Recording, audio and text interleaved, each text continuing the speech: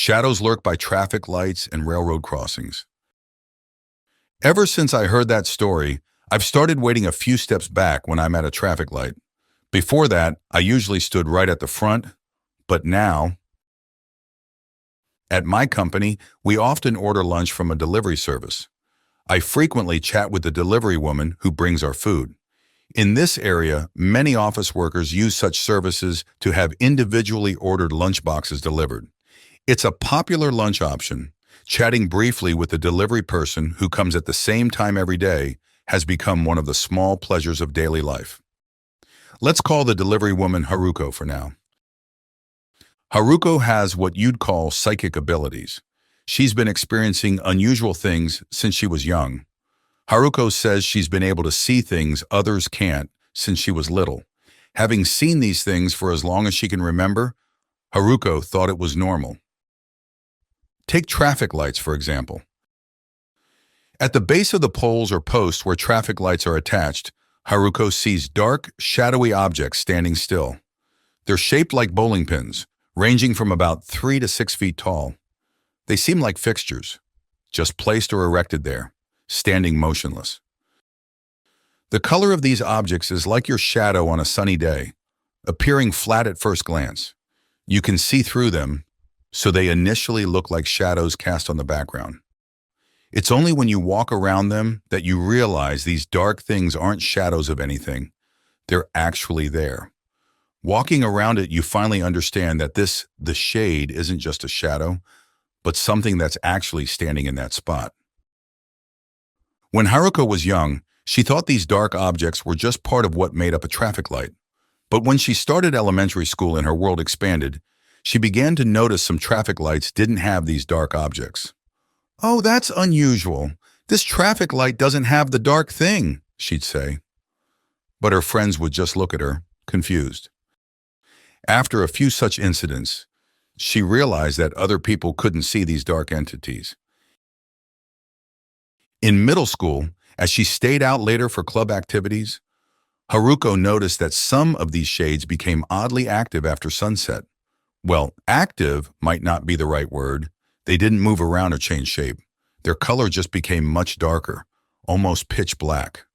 To Haruko, this made them seem more alive. They became so dark you couldn't see through them anymore. These pitch black shades would stand next to the poles. While their edges were still a bit blurry and translucent, the overall form was completely black. When they got like this, even her friends who normally couldn't see them seemed to sense something. They'd sometimes turn towards the shades mid-conversation at traffic lights. In high school, as Haruko's world expanded further, she discovered that some traffic lights had these pitch-black shades even during the day. The traffic light at the main intersection near her high school station was one of them. About a week after starting high school, Haruko was walking home with some classmates. The light at the intersection had just turned red. Haruko had been wary of the pitch-black shade at this traffic light since starting school, always making sure to stand far to the right when waiting to cross. That day, the position of the shade was slightly different from usual. Normally, it stood right next to the pole. But that day it had moved slightly into the road. Cars were zooming by right next to it. "Huh?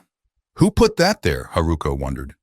As always, she was the only one aware of the shade's presence. The drivers weren't slowing down despite the dark object jutting into the road, and her friends were just casually looking at their phones. The friend farthest from Haruko, the one standing right behind the shade, didn't seem to notice it at all. Only Haruko kept glancing at it nervously, as she always did. About 2 minutes into waiting for the light to change, the shade suddenly glided into the road where cars were whizzing by. "Oh, it changed position again," Haruko thought, surprised. That's when it happened. The friend who had been standing right behind the shade stepped into the road, eyes still glued to her phone screen, fingers moving busily. The friend to her right followed, also looking at her phone as she stepped into the road. And then the next friend did the same, all still operating their phones as they walked into traffic. It happened so fast, Haruko didn't have time to call out. There was a screeching of brakes, followed by a loud thud as her friends were sent flying. Screams erupted from the other people waiting at the light, and a crowd quickly gathered around the three friends who had been hit. They weren't moving. People in the crowd started taking videos with their phones. As Haruko rushed to the front of the crowd, she saw the shade crouching next to one of her friends' heads, peering at her face. Haruko was shocked to see the shade crouch, and even more shocked to see it peering. She had always thought these things were just stationary objects. She never imagined they could move like this. The shade looked at each of her friends in turn, then stood up with what seemed like a frustrated expression and moved back to the pole. Frustrated. Yes, Haruko could now see faint white eyes where the shade's face should be. The eyes were slanted and misaligned, and they would occasionally narrow with the shade's movements. Haruko sensed an indescribable malice in these expressions and quickly looked away. As the ambulance arrived and her friends were being loaded in, the shade moved slightly again, its expression twisting with what looked like spite. Fortunately, her friends had only suffered concussions and lost consciousness. They had no other significant injuries and were all discharged from the hospital 2 days later.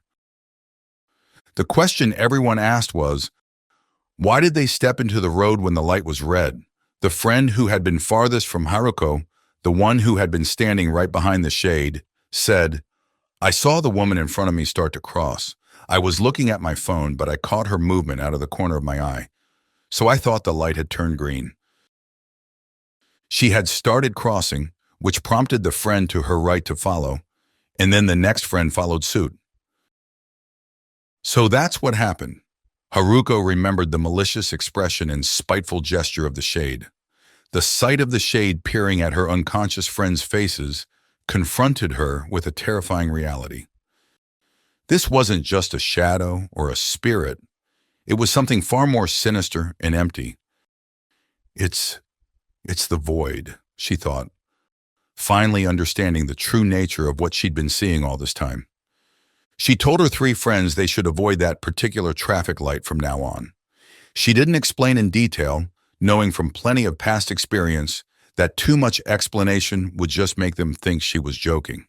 She kept her warning light. Since hearing Haruko's story, I always make sure to stand at the back when waiting at traffic lights. Actually, I've experienced something similar myself. Once while waiting at a traffic light on a main street, my body suddenly moved as if I was taking a step forward. I still don't know why I did that. Later, when the police showed me the security camera footage of the incident, it looked like I had done a single step of the moonwalk.